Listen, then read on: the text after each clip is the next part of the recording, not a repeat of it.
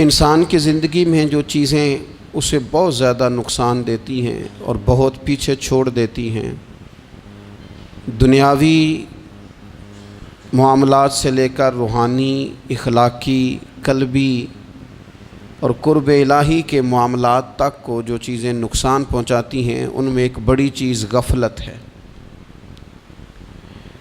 ایک لفظ ہوتا ہے جو ہمیں اکثر سننے کو ملتا ہے کہ آپ کی توجہ نہیں ہے۔ یہ ڈھیر سارے لوگوں کا مطالبہ ہوتا ہے، اہل خانہ بھی مطالبہ کرتے ہیں، کئی موقع پر والدین بھی مطالبہ کرتے ہیں، غرباء بھی مطالبہ کرتے ہیں کہ امیروں کی ہماری طرف توجہ نہیں ہے۔ اور یہ بڑی لازمی سی بات ہے کہ کسی چیز پر جب توجہ رہتی ہے تو وہ چیز بہتر ہو جاتی ہے، اور جب عدم توجہی کا لوگ مظاہرہ کرتے ہیں تو وہ معاملہ خراب ہو جاتا ہے۔ یہ جو عدم توجہ ہے اسی کو غفلت کہتے ہیں، اور جب انسان کے مزاج پر غفلت طاری ہوتی ہے اور غفلت اس پر پوری طرح غلبہ کر لیتی ہے تو پھر اس کی زرخیز زمین کو وہ بنجر کرتی ہے۔ غفلت انسانی دل کے لیے بڑی نقصان دہ چیز ہے اور انتہائی تکلیف اور ضرر کا باعث ہے۔ دلوں پر جو قحط نازل ہوتا ہے، قحط، ویران ہو جاتے ہیں دل، اور جو دلوں پر خشکی نازل ہوتی ہے کہ طبیعتیں خشک ہو جاتی ہیں، یہ غفلت کی وجہ سے ہوتی ہے۔ جو لوگ غافل ہو جاتے ہیں نا، اپنے معاملات کا دھیان نہیں رکھتے، دیکھیں نا، آپ کو کھانا کھاتے بھی غافل نہیں ہونا چاہیے۔ اگر کھانا بھی غیر معتدل کھا لیا جائے تو وہ انسان کی طبیعت کے لیے باعث ضرر بن جاتا ہے، نقصان کا باعث بنتا ہے۔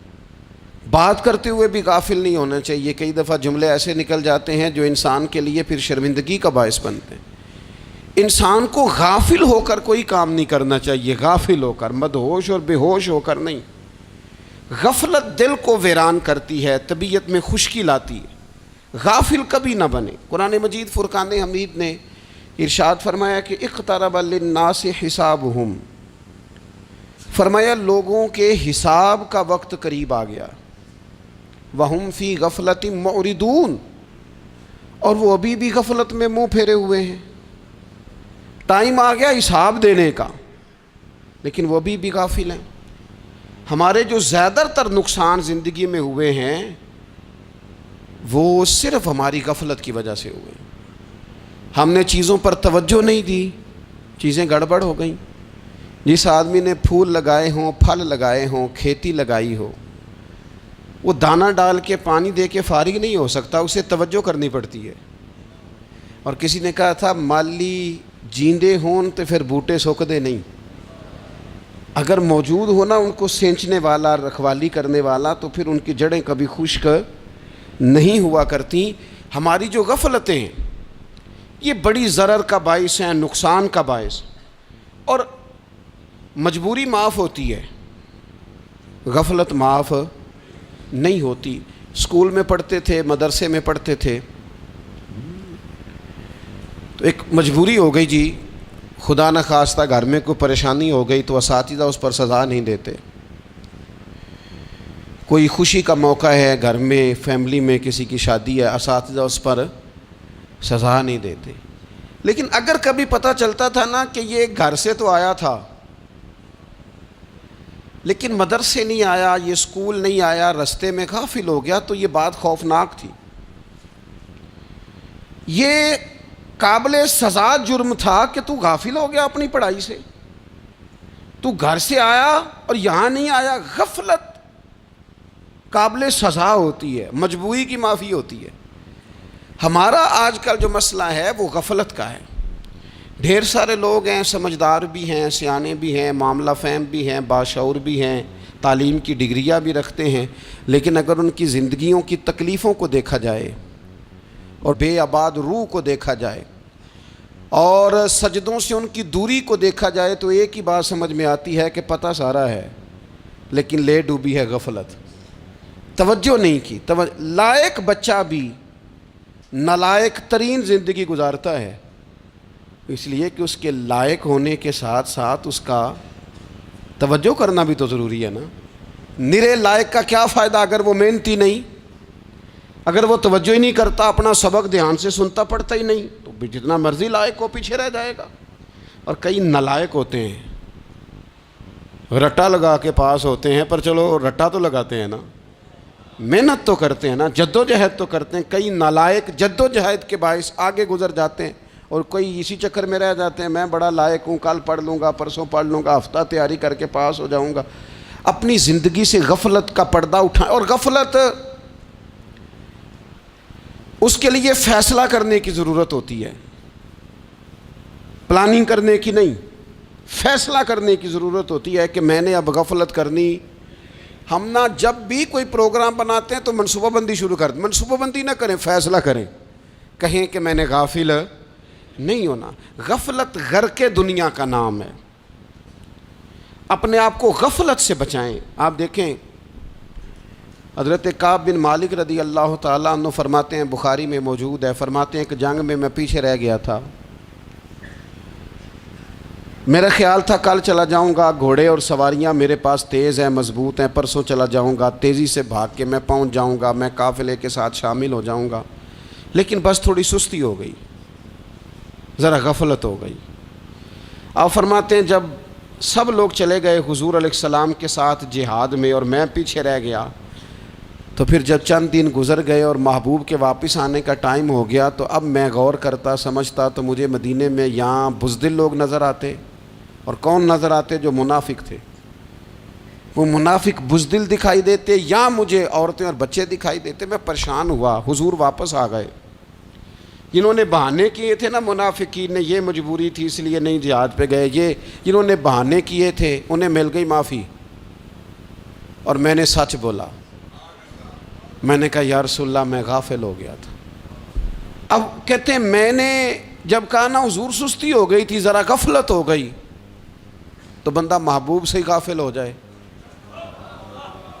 بندہ وہیں سے غافل ہو جائے۔ جو دم غافل سو دم کافر، سانو مرشد اے ہو پڑھایا۔ جب کہا نا حضور وہ غلطی ہو گئی، کوئی مجبوری نہیں تھی، تو فرماتے ہیں باقیوں کو معافی مل گئی، میرے ساتھ حضور ناراض ہو گئے۔ ایک دن نہیں، 2 دن نہیں، 50 دن حضور ناراض رہے۔ مدینے کی گلیوں نے مجھے پہچاننا چھوڑ دیا، در و دیوار سے مجھے یوں لگتا تھا کہ میں پردیسی ہوں۔ فرماتے ہیں میں مسجد میں آتا تھا، میں جب محبوب کو دیکھتا تو حضور رخ انور پھیر لیتے، اور مجھے پتا تھا جب میرا چہرہ ادھر ادھر ہوتا تو پھر کریم رحمت کی نظر فرماتے ہیں 50 دن مسلسل۔ پھر مجھے حکم ہوا کہ بیوی بھی بھیج دو، میکے بچے بھی بھیج دو، ننھال یعنی تنہا رہ جاؤ۔ فرماتے ہیں وہ میں نے قید تنہائی کاٹی، لیکن شکر اللہ کا یہ ہے کہ میں سچا تھا، بس ذرا بھول گیا تھا، بس ذرا غفلت ہو گئی تھی۔ تو فرماتے ہیں پھر اللہ تبارک و تعالیٰ نے میرے اوپر فضل یہ فرمایا کہ میری توبہ کا اعلان رب نے قرآن مجید میں فرمایا۔ تو غافل نہ بنے کبھی بھی۔ ہمارا نا مسئلہ یہ ہے، اور آپ نے ناراض نہیں ہونا، ڈھیر سارے لوگ غافل ہو جاتے ہیں، مالدار بھی غافل ہیں، صاحبان علم بھی الا ماشاء اللہ بہت ساری جگہوں پہ غافل ہیں۔ جن لوگوں کو 4 لوگ جاننے لگ جاتے ہیں، کوئی مقام حاصل ہو جاتا ہے، وہ بھی بہت ساری جگہوں سے غافل ہو جاتے ہیں الا ماشاء اللہ۔ غفلت بڑی تکلیف والا منظر ہے۔ جو لوگ سمجھتے ہیں نا میں اب گڈ بک میں آ گیا ہوں، اب میں اچھا ہو گیا ہوں، اب میرے لیے خیر کہا جاتا ہے، مجھے اچھائی شاید یہ مستقل میرے ساتھ رہے گی، تعریف ہی ہوگی ہمیشہ، وہ بھی غافل ہو جاتے ہیں۔ اور یہ غفلت ٹھیک نہیں ہوتی۔ وجہ دیکھنی چاہیے کس وجہ سے انسان کو وقار مل رہا، عزت مل رہی۔ اپنی زندگی سے غفلت کو اتار پھینکیں۔ تھوڑی دیر کی تو غفلت ہوتی ہے، لمبی تو نہیں۔ 2 منٹ کے لیے صرف اس نے ڈرائیونگ کرتے ہوئے چہرہ موبائل کی طرف کیا تھا، 2 ہی تو منٹ لگے تھے۔ لمحوں نے خطا کی تھی، صدیوں نے سزا پائی۔ لمحوں نے خطا کی تھی، صدیوں نے سزا پائی۔ ایک لمحے کے لیے غافل ہوئے تھے اور صدیاں، نسلیں روتی رہ گئیں پیچھے بچے تڑپتے رہ گئے، اہل خانہ پریشان رہ گئے، ماں باپ ساری زندگی روتے رہے، لیکن یہ 2 منٹ کے لیے یہ غفلت جو ہے یہ بڑی تکلیف والا معاملہ. اپنی زندگی سے غفلت کو اتارنا ہے، غافل نہیں بننا، ہر وقت توجہ اور ساری باتوں پہ توجہ. بعض اوقات لوگ ایک طرف توجہ کر کے ایک طرف سے غافل ہو جاتے ہیں. نہ، توجہ ہمہ پہلو رکھنی ہے. ہمارے ذمے جتنے بھی حقوق ہیں ان سب پر توجہ، ہر چیز کا خیال. ایسا نہ ہو کہ عبادت کرتے رہ جائیں اور حقوق العباد ہم سے چھوٹ جائیں، اور حقوق العباد اتنے زیادہ ادا کریں. ایک صاحب مجھے کہنے لگے ایک دفعہ بڑے وثوق کے ساتھ، کہنے لگے جی معاذ اللہ ثم نہیں جی ٹائم ملتا پھر نماز دا کی کریے، روزی کمانا بھی تو عبادت ہے نا. تو میں نے کہا آپ نے عبادت کرنا ایک حصہ قبول کیا ہے، آپ نے کل عبادت نہیں قبول کی. عبادت کل ہے، ہمہ پہلو. ایک حصہ آپ قبول کر کے نکل گئے اور باقی آپ نے چھوڑ دی. تو کسی ایک طرف سے بھی غافل نہیں ہونا. جتنی ذمہ داریاں ہیں، جتنی ڈیوٹیاں ہیں، ان سب کا خیال. اور جو بڑا آدمی ہوتا ہے، بڑا گھر میں بڑا ہو، قبیلے میں بڑا ہو، علاقے میں بڑا ہو، ادارے میں بڑا ہو، کلاس میں بڑا ہو، جو بڑا ہے اس کی تو ساری آنکھیں کھلی ہوئی ہونی چاہیے. ایک ایک پر اس کی نظر ہونی چاہیے کہ میری کہاں ضرورت ہے، کہاں مجھے اشک شوئی کرنی ہے، کس کے ساتھ میں نے کس طرح محبت کا رویہ رکھنا ہے. غافل نہ بنے. اچھا جی اب کیسے پتہ چلے گا کہ ہم غافل ہیں؟ یہ کیسے پتہ چلے گا؟ آپ کسی بندے سے بھی پوچھ لیں حالات کیا ہیں تو کہتا ہے اللہ کا شکر ہے کبھی کسی کا دل نہیں دکھایا، اللہ کا شکر ہے جی زمانہ ہو گیا 5 نمازیں پڑھتا ہوں، اللہ کا شکر ہے جی. کیسے پتہ چلے گا غافل ہیں؟ پہلی علامت ہمارے علماء اور صوفیاء نے غافل بندے کی لکھی ہے. اس آئینے میں نے اور آپ نے اپنا آپ دیکھنا ہے. غافل بندے کی پہلی علامت یہ ہوتی ہے کہ وہ دنیاوی کاموں میں چست ہوتا ہے اور اللہ اور اس کے رسول کی فرما برداری میں سست ہوتا ہے. یعنی نماز کے وقت تو اسے نیند ستاتی ہے، پریشانی ہوتی ہے، لیکن اگر کسی جگہ مال مل رہا ہو، پیسے مل رہے ہوں، وہاں جانا ہو تو پھر اسے کوئی چیز بھی تنگ نہیں کر. دنیاوی کاموں میں چست ہوگا، یعنی ٹی وی کے آگے، موبائل کے آگے وہ گھنٹوں بیٹھا ہوا ہے. اور اگر اسے 25 منٹ قرآن پاک سننا پڑ جائے، اگر اسے 20 منٹ دینی محفل میں بیٹھنا پڑ جائے، اگر اسے کہا جائے کہ تو 20 رکعت نماز نفل ادا کر، دنیاوی کاموں میں چست ہے، دینی کاموں میں، یہ غفلت کی پہلی علامت. پھر ذاتی معاملات پہ پیسہ خرچ کرنا ہو تو ڈھیر سارا ہے، کسی غریب کی مدد کرنی ہو تو. وہ ہمارے ایک دوست ہیں، وہ اکثر کہا کرتے ہیں، وہ کہتے ہیں آج کل کسی سے کہنا فلائی کام میں، دینی کام میں، کسی کی مدد میں کچھ 4 پیسے خرچ کرنے ہیں تو لوگ کہتے ہیں ہاتھ تنگ ہے. ہاں کوئی سستا پلاٹ ملتا ہو نا، اور اگر یہ سمجھ آ جائے کہ وہ مجبور ہے بیچارہ بیچنے والا، تو پھر کہتے ہیں میں 2-3 دوستوں کو پھاڑ لے سن. ذاتی کاموں میں جب بندہ چست ہو اور دینی کاموں میں سست ہو تو مطلب یہ ہے کہ بندہ غافل ہے. پہلی علامت غفلت کی. اور غفلت کی دوسری نشانی یہ ہے کہ انسان گناہ کے کاموں کو معمولی سمجھنے لگ جاتا ہے. یہ غافل بندے کی نشانی ہے. گناہ کو معمولی سمجھتا ہے، چھوٹا سمجھتا ہے. آج کل لوگ کہتے نہیں میں کو اکیلا کر رہا ہوں، ساری دنیا ہی کرتی ہے. اور جناب کیا ہو گیا اگر یہ غلطی ہو گئی تو بندے سے ہو ہی جاتا ہے. گناہ کو معمولی سمجھنا، چھوٹا سمجھنا اور کہنا پھر کیا ہو گیا ہے، انسان سے غلطی ہو جاتی ہے. آپ دیکھ لیں کہ سینکڑوں بیسیوں گناہوں کا بوجھ ہمارے سروں پہ ہوتا ہے، لیکن کوئی ہمارا دبدبہ ہے، کوئی ہماری گفتگو ہے، کوئی ہمارے جملوں میں خود پسندی ہے، کوئی ریاکاری ہے، کوئی تصنع ہے.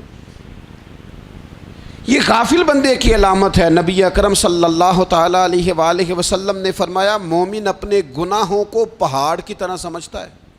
یہ بخاری میں حدیث ہے.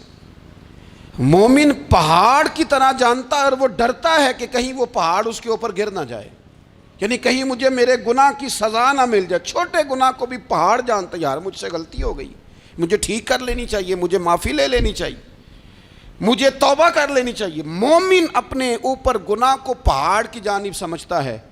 اور حضور علیہ الصلوۃ والسلام فرماتے ہیں کہ یہ جو فاسق اور فاجر ہوتا ہے نا، اللہ کا نافرمان، یہ گناہ کو مکھی کی طرح سمجھتا ہے، یہ سمجھتا ہے میں نے اشارہ کرنا ہے مکھی نے اڑ جانا ہے۔ مومن کی علامت یہ ہے کہ وہ پہاڑ جانتا ہے اگر غلطی ہو جائے تو پہاڑ۔ امام اعظم ابو حنیفہ رحمۃ اللہ علیہ گزر رہے تھے تو بارش ہو گئی تھی اور کوفہ میں کیچڑ تھا، تو آپ نے جو جوتے پہنے ہوئے تھے ان جوتوں سے چلتے ہوئے نا آپ کے پاؤں سے کچھ مٹی اڑی، تو سامنے ایک یہودی تھا، اب اس زمانے میں دیواریں کچی ہوتی تھیں، اس کے دیوار پر جا کے وہ مٹی جو تھی وہ لگ گئی۔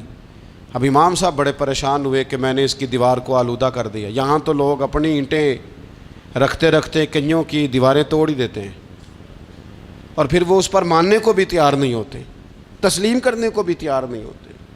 وہ کہتے ہیں پھر کیا ہو گیا، اب ہمارا یہاں گھر ہے تو ہم نے ٹرالی منگوانی نہیں تھی، ہمارا حق بنتا تھا۔ امام صاحب کے پیروں سے ذرا کیچڑ اڑا، یہودی کی دیوار پہ لگا، اس کی کچی دیوار تھی۔ امام صاحب پریشان ہو گئے، سوچنے لگے کہ اگر میں دیوار سے یہ کیچڑ اتارتا نہیں تو یہ بھی زیادتی ہے، میں نے اس کی دیوار کو گدلا کر دیا، اور اگر میں اتارتا ہوں تو کچھ مٹی اس کی دیوار کی بھی اتر جائے گی، کچی دیوار ہے، یہ بھی زیادتی ہے۔ مومن گناہ کو پہاڑ کی طرح سمجھتا ہے کہ کہیں گر نہ جائے، اس کی بھی کہیں سزا نہ مل جائے۔ امام صاحب نے اس کے دروازے پہ دستک دی، وہ باہر آیا تو اتفاق سے وہ آپ کا مقروض بھی تھا، اس نے پیسے دینے تھے۔ باہر نکلتے ہی کہنے لگا اوہ آپ تو قرض لینے آ گئے، میرے پاس تو ابھی گنجائش نہیں ادا کرنے کی۔ تو امام صاحب کہنے لگے تو قرض چھوڑ، وہ میں نے معاف کیا، میرے سے غلطی ہو گئی ہے، میں آ رہا تھا، لکڑی کے جوتے اس زمانے میں کھڑاؤں لوگوں نے پہنے ہوتے تھے، کہا وہ میرے پیروں سے ذرا کیچڑ اڑا ہے، تیری دیوار پہ لگ گیا ہے۔ اب میں بڑی دیر سے کھڑا سوچ رہا ہوں کہ اگر میں تیری دیوار صاف نہ کروں تو میں نے یہ میلی کر دی، گدلی کر دی، یہ بھی بات درست نہیں ہے، زیادتی، اور اگر میں اسے صاف کرتا ہوں کچی دیوار سے کچھ مٹی اتر جائے گی تو یہ بھی زیادتی ہے، اب تو بتا میں کیا کروں۔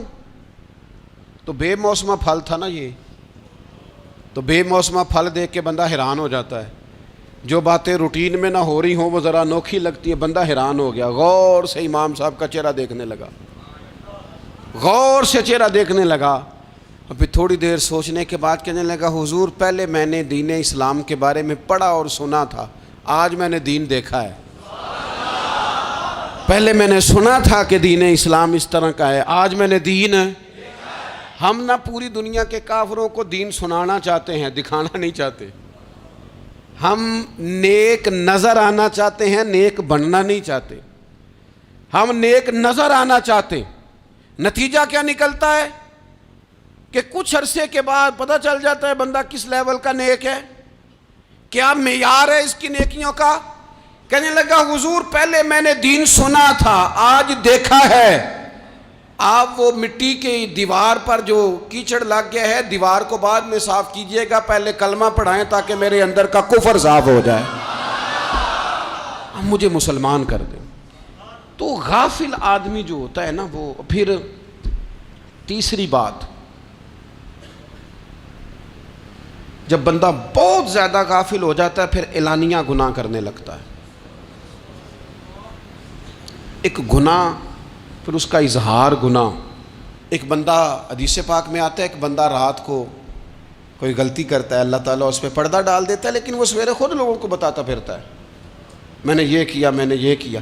جب آپ اظہار گناہ کرتے ہیں نا تو سامنے والا بھی دلیر ہوتا ہے، کہتا ہے اس نے کیا میں کر لوں گا تو پھر کیا ہوا۔ ہمارے علماء نے لکھا ہے کسی کی نماز قضا ہو جائے تو کسی کو بتائے نہ، قضا پڑھ ڈالے، اس کا جگہ جگہ ذکر نہ کرے۔ جب آپ کہیں گے نا میری قضا ہو گئی تو آپ کے ساتھ رہنے والا بچہ دوست سمجھے گا یار اس کی قضا ہو گئی ہے تو میری بھی ہو جائے گی تو کیا ہوا۔ گناہ کرنا بھی گناہ ہے اور گناہ کا اظہار بھی گناہ ہے۔ نبی اکرم صلی اللہ تعالیٰ علیہ وآلہ وسلم نے ارشاد فرمایا میری ساری امت کو معافی مل جائے گی سوائے ان لوگوں کے جو اعلانیہ گناہ کرتے ہیں۔ یہ بخاری مسلم دونوں میں حدیث موجود ہے۔ جو اعلانیہ گناہ، جنہوں نے خود ساری دنیا کو گواہ بنا لیا، میں نے یہ بھی جرم کیا، یہ بھی کیا، یہ بھی کیا، یہ بھی کیا، خود انہوں نے لوگوں کے، بہت بڑے غافل آدمی کی علامت ہے کہ گناہ کرے اور پھر اوپر سے اعلانیہ گناہ کرے، اتنا بڑا جرم کرے۔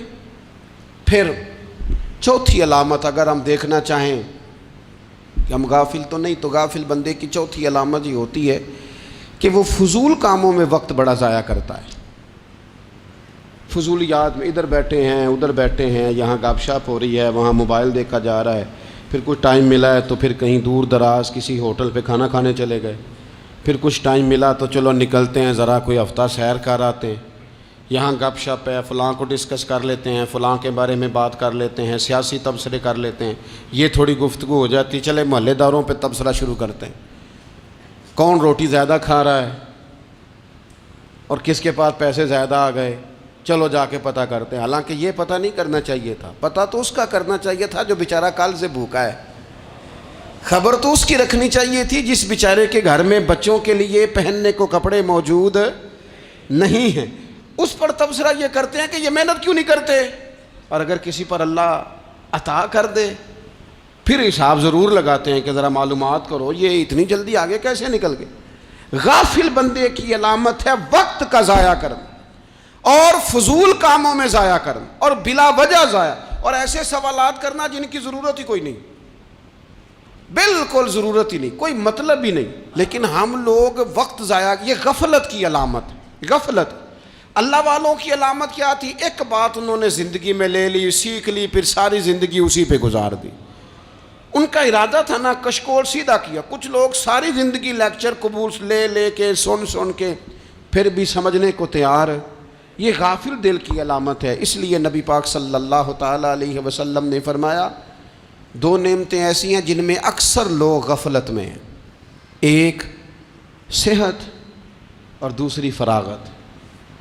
لوگ بلا وجہ وقت ضائع کرتے ہیں. اللہ نے صحت دی ہے, کسی خیر کے کام میں لگائیں. اگر آپ کے پاس فارغ وقت ہے تو قرآن پاک کو یاد کریں, ترجمہ اور تفسیر سے پڑھیں, محبوب پاک علیہ السلام کی احادیث کو یاد کریں, اللہ والوں کی باتیں سنیں. وقت ملے تو عبادات میں لگائیں, نوافل میں لگائیں, تلاوت میں لگائیں, ذکر اذکار میں لگائیں, اور پھر اللہ مزید توفیق عطا کرے تو کسی کے بھلے میں وقت لگائیں. گلی سے کوئی کانٹا اٹھائیں, کوئی روڑا اٹھائیں, کوئی کسی کی مدد کریں. لیکن یہ غافل ہونے کی علامت ہے کہ اپنے وقت کو ضائع کرنا. اور پھر اسی طرح غفلت کی پانچویں علامت یہ ہے کہ اگر بندے کو دنیا سے پورا پیار ہو جائے, یعنی شب قدر میں بھی آ کے کہتا ہے یا اللہ کبھی پیسے دے دینا, شب برات والے دن بھی کہتا ہے کہ مالک اگر کبھی کوئی ایسا سبب لگ جائے نا, یعنی بیت اللہ شریف کے سامنے کھڑے ہو کے بھی اگر اس نے مال ہی مانگنا ہے وہاں بھی اس نے یہی سوال کرنا ہے, حب دنیا اتنی غالب آ جائے. تو یہ غافل ہونے کی علامت. دنیا ضرورت ہے, مقصد نہیں ہے. دنیا کی حاجت ہے, مقصد نہیں ہے. یہ مقصود نہیں. اور جب لوگ فقط دنیا کے مال کو, دولت کو, نبی پاک علیہ السلام نے فرمایا وہ لعنتی ہے جو درہم اور دینار کا بندہ بن گیا ہے, پیسوں کا بندہ بن گیا ہے. مل جائے تو خوش ہوتا ہے, نہ ملے تو تکلیف میں آ جاتا ہے. یہ غافل بندے کی علامت. مومن تو وہ ہوتا ہے کہ دولت رزق حلال ضرور کماتا ہے تاکہ کسی کے آگے ہاتھ نہ پھیلانا پڑے, کوشش ضرور کرتا ہے, پر دنیا کو جیب میں جگہ دیتا ہے, دل میں نہیں دیتا. اس کی جگہ جہاں ہے اسے وہاں رکھتا ہے, اسے دل میں جگہ. دل تو ایک ہے, اس میں رب و رسول کو بسائیں گے یا کسی اور کو بسائیں گے. تو حب دنیا یہ غافل ہونے کی بہت بڑی علامت ہے. پھر اسی طرح جو بندہ رب کریم کو جانتا نہیں نا وہ بھی غافل ہو جاتا ہے. ایک تو جو یہ نہیں نہ جانتا کہ رب کریم سزا دے گا, مجھے دیکھ رہا ہے, اسے نہ اونگ آتی ہے نہ نیند آتی ہے, جو اس کی معرفت نہیں رکھتا کہ میرا رب ہر وقت مجھے دیکھ رہا ہے, وہ بھی غافل ہو جاتا ہے. جسے پتہ ہونا کہ مجھے دیکھ رہا ہے وہ غافل نہیں ہوتا. اور جو یہ سمجھ لیتا ہے نا کہ شاید معاذ اللہ ثم, اس یقین کو پکا نہیں کرتا, وہ غافل ہو جاتا ہے. اور ایک جو یہ نہیں نہ جانتا کہ رب مہربان کتنا ہے وہ بھی غافل ہو جاتا ہے.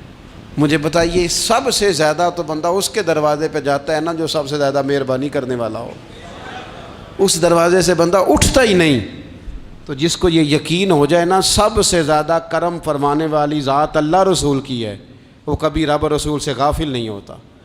وہ کبھی اللہ رسول کا دروازہ چھوڑ کے نہیں جاتا، وہ کبھی کسی اور جگہ جا کے پناہ تلاش نہیں کرتا۔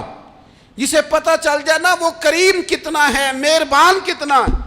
ملا رومی رحمت اللہ علیہ فرماتے ہیں بہت بڑا مجرم تھا ایک بندہ، بہت بڑا گناہگار تھا، بت کو پوجتا تھا، تھک گیا ساری رات بت کے سامنے کھڑا تھا، معاذ اللہ یا صنم یا صنم یا صنم کہتے، تھک گیا، نیند آ گئی، اونگ آ گئی۔ جب پوری طرح نیند آ گئی اور دماغ پہ نیند قبضہ کرنے لگی تو اس کے منہ سے نکل گیا، صنم صنم کہہ رہا تھا نا، نکل گیا یا صمد، او بے نیاز مالک۔ رب کریم نے فرشتوں سے فرمایا دوڑ کے جاؤ، جو کہتا ہے اسے دے دو۔ فرشتے کہنے لگے مالک وہ تو بت کو پکار رہا تھا، اس نے تو غلطی سے نام لیا ہے۔ فرمایا مجھے نہیں پتا، لیکن دیکھو نا اس نے مجھے پکارا تو ہے نا، کتنی دیر سے جھوٹے کو پکار رہا تھا، اس کا معاملہ حل نہیں ہوا۔ اب اگر سچے کو پکارنے پہ بھی حل نہ ہوا تو فرق کیا رہ جائے گا؟ دے دو جو مانگتا ہے، دے دو۔ میرے دوست گھر پتہ چل جائے وہ کریم کتنا ہے، وہ مہربان کتنا ہے۔ میرے رسول پاک علیہ الصلوۃ والسلام نے تو فرمایا تیری آنکھ سے اگر اس کے خوف سے اتنا آنسو بھی نکل گیا جتنا مچھر کا پر ہوتا ہے، تو جس طرح بھینس کے تھنوں سے نکلا ہوا دودھ واپس تھنوں میں نہیں نہ جاتا، جو اتنا بھی روئے نہ روئے اللہ کے خوف سے، وہ بندہ دوزخ میں نہیں جائے گا۔ تھوڑی دیر کے لیے ڈر جائے اپنے رب سے، آئے تو صحیح۔ عدم معرفت غفلت پیدا کرتی ہے، تو آ تو صحیح، وہ تو کریم ہی بڑا ہے، وہ تو مہربان ہی بڑا ہے۔ حضرت زنیرہ رضی اللہ تعالی عنہ حضور کی صحابیاں ہیں۔ ایام جو مکے کے تھے مسلمانوں پر بڑی آزمائش کے تھے، انہیں بڑا مارا کفار نے، اتنا مارا کہ ان کی بینائی چلی گئی، نظر آنا بند ہو گیا۔ کافروں کی عورتوں نے تانا دیا کہ تو نے ہمارے بت چھوڑے ہیں نا، تو دیکھنا تیری بینائی چلی گئی۔ تو جناب زنیرہ اللہ پہ بھروسہ، توکل، معرفت الہی کا جذبہ، اٹھ کے کھڑی ہو کہنے لگی چپ کرو، تمہارے جھوٹے بت کیا کر سکتے ہیں، میرا رب چاہے تو صبح جب میں اٹھوں تو میری آنکھیں روشن ہو، اگر کریم کرم کر دے۔ لوگ کہتے ہیں واقعی ایسا ہوا، جب وہ سویرے اٹھیں تو اللہ نے ان کی روشنی واپس کر دی تھی۔ تجھے پتہ چل جانا وہ مہربان کتنا ہے۔ وہ ایک بزرگ تھے تو ان سے کسی نے کہہ دیا کہ اگر آپ کا حساب آپ کے ماں باپ کے ذمہ ہو جائے تو پھر کیسا، پوچھنے کے لیے قیامت میں اگر ماں باپ حساب لیں تو پھر کیسا۔ تو بڑے سیانے لوگ تھے جو دل والے تھے، کہنے لگے نہیں، رب کریم ہی ٹھیک ہے، اس لیے کہ وہ ماں باپ سے کہیں بڑھ کر پیار کرنے والا ہے۔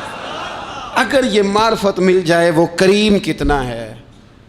اور جب بندہ پوری طرح اس کی بارگاہ میں آ کے تڑپ جاتا ہے نا، مولا میں جاؤں کدھر، تیرا دروازہ چھوڑ کے جاؤں کدھر۔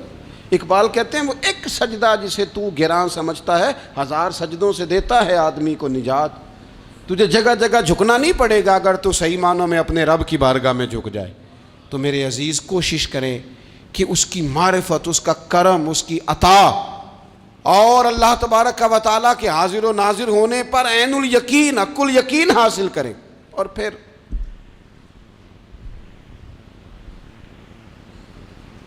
آٹھویں بات یہ ہے کہ غافل لوگوں کی صحبت بھی بندے کو غافل کر دیتی ہے۔ غافلوں کی صحبت میں نہ بیٹھیں، ان کی صحبت میں بیٹھیں جن کے پاس بیٹھنے سے دل میں رب رسول کی محبت پیدا ہوتی ہے۔ غافلوں سے بچیں۔ چنگیاں دے لڑ لگی ساں تے چولی چ پھل پئے، تے جدوں میں پیڑیاں دے سنگ رل گئی تے میرے اگلے بھی ڈل گئے۔ برے آدمی کی صحبت بندے کو غافل کر دیتی۔ غافلوں کی صحبت میں کبھی نہ بیٹھیں، کبھی نہیں۔ غافل آدمی آپ کو غافل کر دے گا۔ میرے نبی پاک علیہ الصلوۃ والسلام نے فرمایا انسان اپنے دوست کے مذہب پر ہوتا ہے۔ یہ بہت بڑے لفظ ہیں۔ فرمایا المرء علی دین خلیلہ، انسان اپنے دوست کے مذہب پر ہوتا ہے۔ تو دیکھ تو نے دوست کس کو بنایا ہے، جو تیرے دوست کا مذہب ہوگا وہی تیرا ہو جائے گا۔ ہم نے دوست بنایا نا غوث پاک جیلانی کو، ہم نے یاری لگائی ہے نا داتا علی اجمیری سے، ہماری نسبت ہے نا معین الدین اجمیری سے، ہمارا تعلق ہے نا بہاؤالدین زکریہ ملتانی سے، ہمارا رشتہ ہے نا حضرت مجدد الفسانی سے، ہم ماننے والے ہیں نا اعلیٰ حضرت بریلوی کے، ہمارا تعلق ہے کبھی جماعت علی سے کبھی مہر علی سے، ہمارا ان سے تعلق ہے تو صبح شام ہماری زبان پہ رہتا ہے بالغ العلا بکمالہ کشف الدجی بجمالہ حسنت جمیع خصالہ صلو علیہ وآلہ۔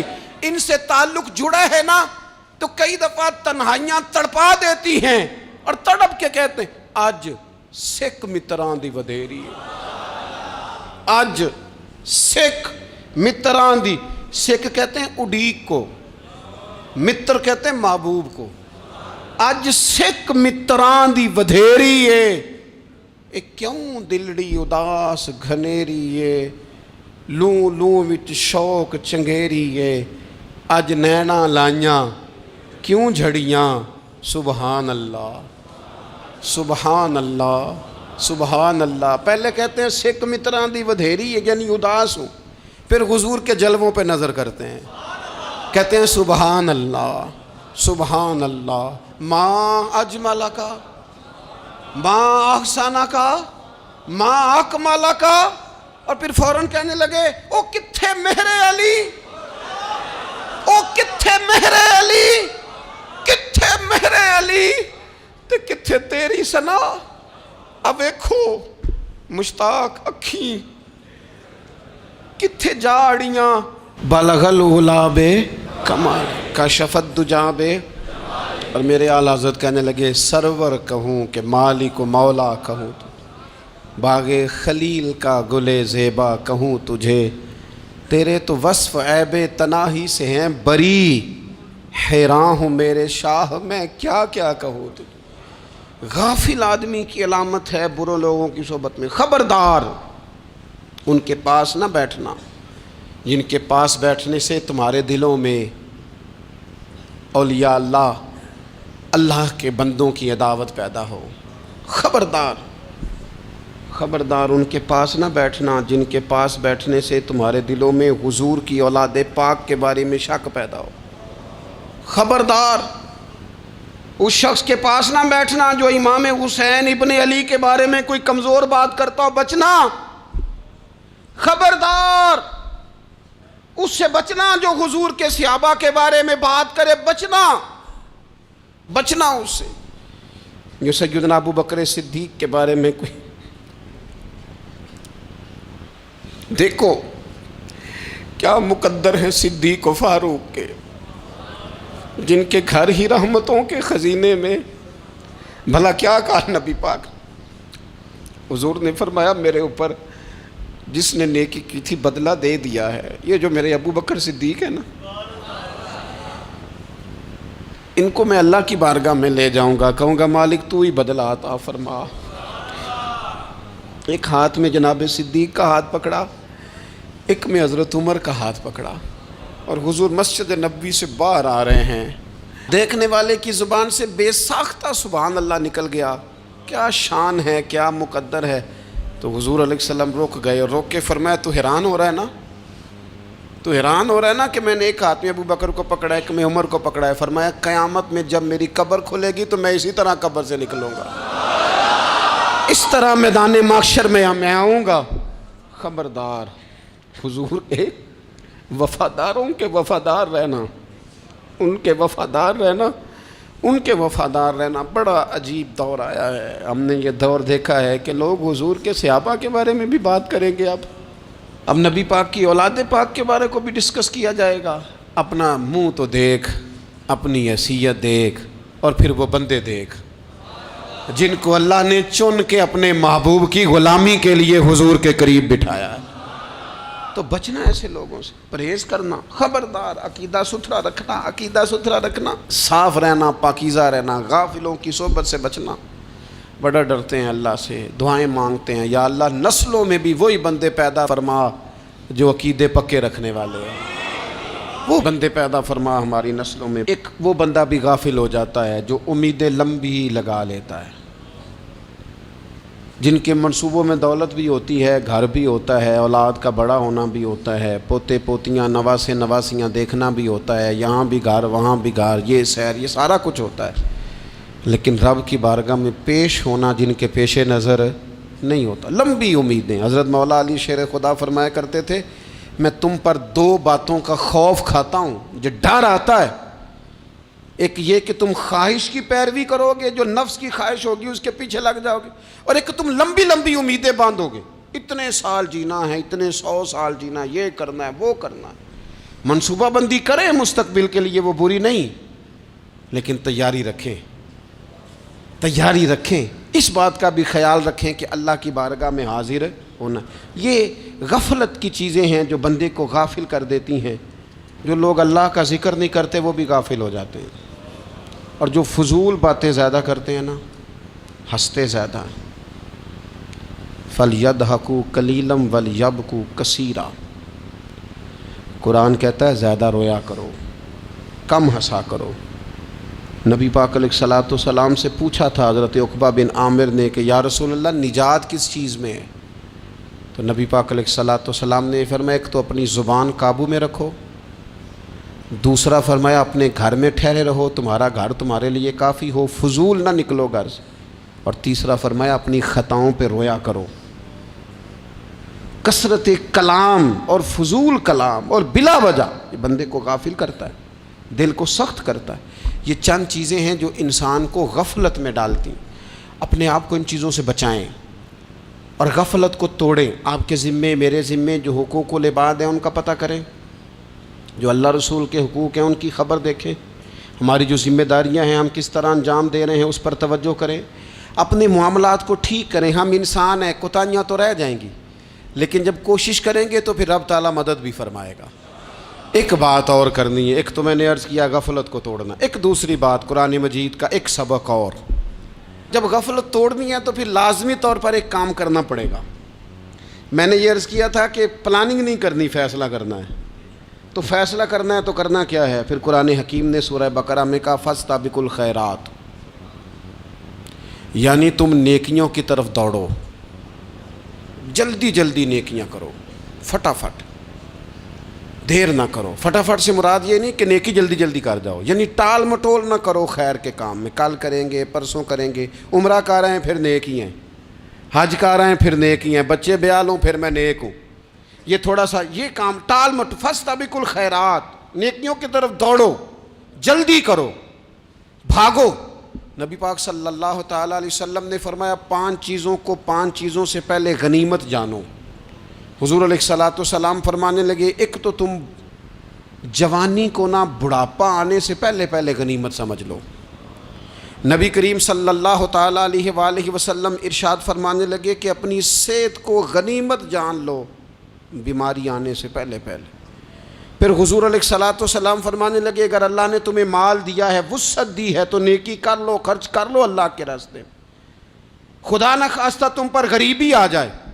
اور پھر حضور سید عالم صلی اللہ تعالیٰ علیہ وسلم فرمانے لگے اگر تمہیں اللہ نے کچھ فراغت دی ہے، بہت زیادہ مصروف نہیں ہو، تو غنیمت جان لو، جلدی سے نیکی کر لو قبل اس کے کہ تم مشغول ہو جاؤ۔ اور 5ویں بات حضور نے بیان کی، فرمایا زندگی کو غنیمت جانو، موت آنے سے پہلے پہلے جلدی سے نیکی کر لو۔ نیکی کے لیے ساری زندگی منصوبہ بندی نہ کرتے رہو، نیکی کے لیے دیکھو نا، ہماری زندگی میں یہاں دنیا میں رہ کے چند منٹوں میں وہ نیکی کی جا سکتی ہے جو قیامت کے بعد صدیوں کا ہمارا فائدہ کرے گی، صدیوں کا فائدہ کرتے نہیں۔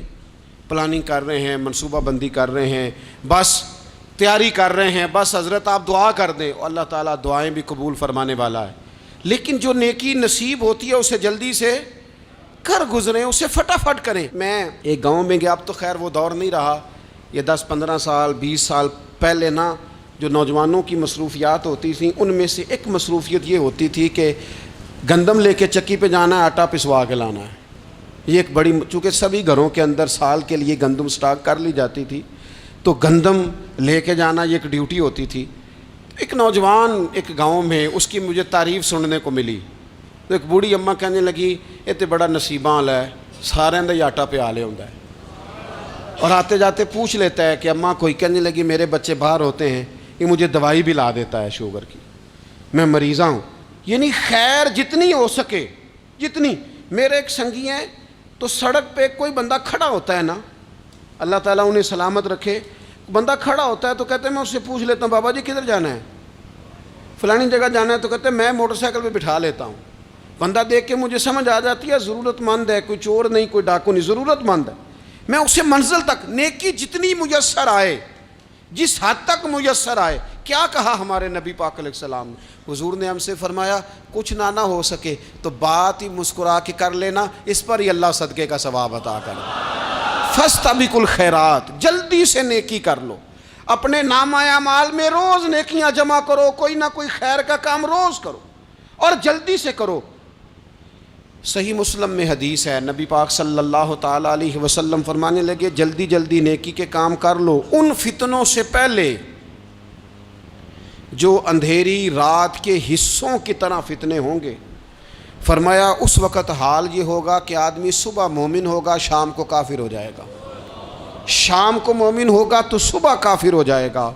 اور فرمایا لوگ دنیا کے بدلے اپنا دین تک بیچ ڈالیں گے۔ معاذ اللہ جھوٹی قسمیں نہیں کھائی جاتی، جھوٹا قرآن مجید نہیں لوگ اٹھا لیتے، لوگ دنیا کے لیے دین بیچ ڈالیں گے۔ اس سے پہلے جب فتنے اتنے زیادہ ہو جائیں، اس سے پہلے نیکی کر لو، کوئی خیر کا کام کر لو، جلدی سے کچھ ایسا کر لو۔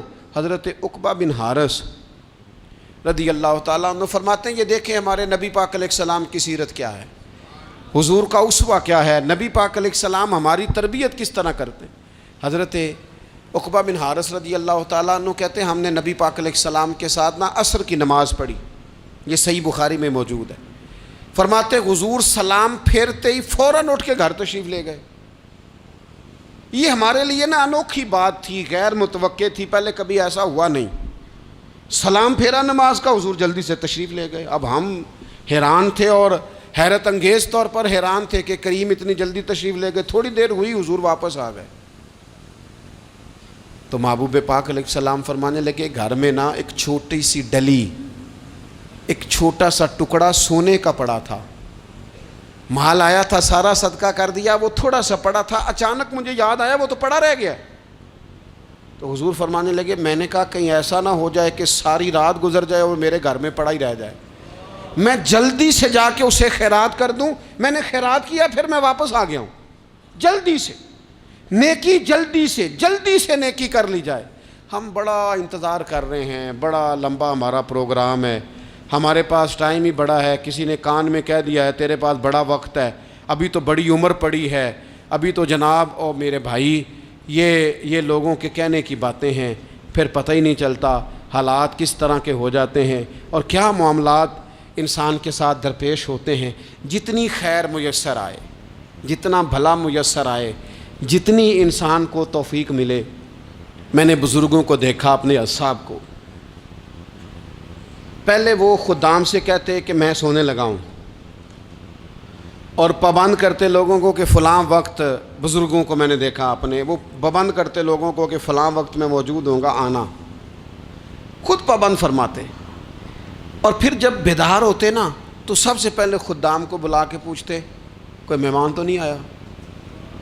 اور جناب آپ نے خود ہی تو پابند فرمایا فلاں دن آنا۔ کہنے لگے چل یار اگر کوئی آیا تو مجھے ملا لو، میری ملاقات کرا لو۔ کیوں؟ اس لیے کہ دور سے آیا ہے، مجھ سے ملنے آیا ہے، کوئی خیر کی بات سیکھنے آیا، چلو میرے نامہ اعمال میں کوئی نیکی جائے گی، کچھ نہ کچھ خیر جمع کر لی جائے، کچھ نہ کچھ ڈیوٹی کر لی جائے، کچھ کام کریں اور جلدی سے کریں۔ حضرت جابر ابن عبداللہ انصاری رضی اللہ تعالیٰ عنہ بیان کرتے ہیں، یہ بھی بخاری میں موجود ہے، کہتے ہیں ایک صحابی نبی پاک علیہ السلام کی بارگاہ میں حاضر ہوئے غزوہ احد کے موقع پر، اور حال ان کا یہ تھا کہ وہ کھجور کھا رہے تھے اور کھجور انہوں نے منہ میں رکھی ہوئی تھی۔ حضور کی بارگاہ میں حاضر ہوئے اور عرض کرنے لگے یا رسول اللہ صلی اللہ تعالیٰ علیہ وسلم اگر میں شہید کر دیا جاؤں تو کہاں جاؤں گا؟ حضور فرمانے لگے جنت میں۔ تو کہتے انہوں نے جو کھجور منہ کے اندر تھی وہ انہوں نے نگلی نہیں، اندر نہیں لے گئے، اس کو باہر نکالا اور دوڑ کے آگے بڑھے اور جنگ کرنی شروع کر دی۔ اور لڑتے لڑتے شہید ہو گئے۔ کیا سبق دیا انہوں نے؟ سبق یہ دیا کہ نیکی کرنے میں اتنی دیر بھی نہیں کرنی جتنی کھجور کھانے میں دیر لگتی ہے۔ جلدی سے نیکی کرنی ہے، فٹافٹ نیکی کرنی، اس کے اندر ٹال مٹول نہیں کرنا۔ اسی وقت انہوں نے کھجور باہر نکال دی، دوڑ کے انہوں نے حضرت انس بن نضر رضی اللہ تعالیٰ عنہ، حضرت انس بن مالک رضی اللہ تعالیٰ عنہ کے چچا ہیں، میدان احد میں نا، احد پہاڑ کے قریب کھڑے تھے، لوگوں سے کہہ رہے تھے جلدی جلدی ادھر آؤ، وہ جنت جو انسان کو انتقال کے بعد نصیب ہوگی اور قیامت کے بعد نصیب ہوگی، فرماتے تھے مجھے تو ابھی احد پہاڑ کے اندر سے جنت کی خوشبو آ بھی رہی ہے، لہذا جلدی سے آؤ، ادھر دوڑو، جہاد کرو، آؤ کفار سے لڑیں۔ تو نیکی میں دیر نہیں کرنی، جو نیکی میسر آتی ہے، جس کو میسر، ماں باپ میسر ہیں تو خدمت کر لیں، اہل خانہ ہیں تو حسن سلوک کر لیں، اللہ نے اولاد دی ہے تو اچھی تربیت کر لیں، دوست ہیں تو خیر خواہی کر لیں، اگر آپ کو اللہ رمضان عطا کرتا ہے تو زیادہ سے زیادہ اس کی عبادت کر لیں، اگر نظر ٹھیک ہے تو تلاوت زیادہ سے زیادہ کر لیں، زبان چلتی ہے تو رج رج کے مدینے والے محبوب پہ درود و سلام پڑھ لیں، اللہ تعالیٰ کا ذکر کر لیں، جلدی سے خیر جمع کریں، اپنے وقت کو ضائع نہ کریں۔ یہ آج کا سبق ہے کہ ایک تو ہم نے فیصلہ کرنا ہے کہ بس غفلت نہیں، اب غفلت، اب انشاءاللہ اللہ اللہ کرنی ہے، اب کوئی خیر کا کام کرنا ہے۔ میرے حضرت کا ایک جملہ کبھی نہیں بھولنا، فرمایا کرتے تھے زمین کے اوپر کام، نیچے جا کے آرام، یہ چھوڑ دیں اتنے گھنٹے سونا ہے تو یہ کرنا ہے تو میری نیند میں دخل کوئی نہ ڈالے، پھر سوتے ہی رہ جائیں گے، سوتے ہی رہ جائیں گے۔ زمین کے اوپر کام اور نیچے جا کے جاگنا ہے، جاگ لے افلاک کے سائے تلے، پھر حشر تک سوتا رہے گا خاک کے سائے تلے۔ اب جاگ لے افلاک کے سائے کے نیچے، جاگ، کھول آنکھیں، ہر وقت کا سونا، ہر وقت سونا، ہر وقت جو اپنے آرام کی فکر کرنا، اس سے نکل آئیں اور اچھا کھانا اور اچھا پہننا اور بس اپنی مرضی کی زندگی من چاہی جینا، اس سے باہر آئیں، فیصلہ کریں، فیصلہ کہ اب غفلت نہیں کرنی، اگر اللہ نے کوئی صلاحیت دی ہے تو اسے دین کے کام پہ لگانا ہے، کوئی ڈیوٹی کرنی ہے، کوئی خدمت کرنی ہے۔ دیکھو خدمتیں ہو رہی ہیں، صدیق اکبر مال دے رہے ہیں، عثمان غنی مال دے رہے ہیں، مولا علی نے تلوار پکڑی ہے، میدان میں جا رہے ہیں، فاروق اعظم گلی گلی نگر نگر رسول اللہ کے دین کی پہرے داری کر رہے ہیں، حضرت جناب سیدنا سلمان فارسی ابو ذر غفاری حضور کی مسجد میں جھاڑو دے رہے ہیں، اور بلال حبشی وہ نبی پاک کی مسجد میں اذان پڑھتے پڑھتے رب نے اتنا عروج فرمایا کہ کعبے کی چھت پہ کھڑے ہو کے بھی اذان پڑھنی شروع، انہوں نے اذان دے دی۔ تو کوئی کام کرنا ہے، غفلت کو توڑنا ہے اور نیکی کرنی ہے، ذرا جلدی جلدی خیر کا کام کرنا ہے، نہیں ایسے نہیں، فٹافٹ۔ کیسے جی؟ فٹافٹ، تو فٹافٹ کام کریں خیر کا، جلدی جلدی۔ تو یہ خیر کا کام فٹافٹ، جلدی جلدی اور بڑی جلدی اور دوڑ دھوپ کے، اور جب آپ کرتے جائیں گے نا تو پھر اللہ تعالیٰ مواقع بناتا جائے گا۔ آپ سے میری اپیل ہے، بالخصوص میرے ساتھ جو وابستہ سنگیاں، جو پیار کرنے والے ہیں، دو باتیں آج آپ نے لے کے جانی ہیں گھر، یہی لنگر ہے، یہی آپ کے لیے دعا ہے، یہی ہمارے بزرگوں کا فیض ہے، یہی نصیحت ہے کہ آپ نے دو باتیں لے کے جانی ہیں۔ غفلت توڑ دینی ہے، فیصلہ کرنا ہے کہ آج کے بعد غافل نہیں ہونا، اور دوسری یہ بات لے کے جانی ہے کہ نیکی جلدی جلدی، فٹافٹ فیصلہ، فٹافٹ نیکی، ایک کر کے پھر انشاءاللہ دوسری کر کے پھر انشاءاللہ تیسری کر کے پھر انشاءاللہ چوتھی، یہ شروع کرنی ہے، اور آپ دیکھیں گے اللہ تعالیٰ مہربانی فرمائے گا، مدد کرے گا۔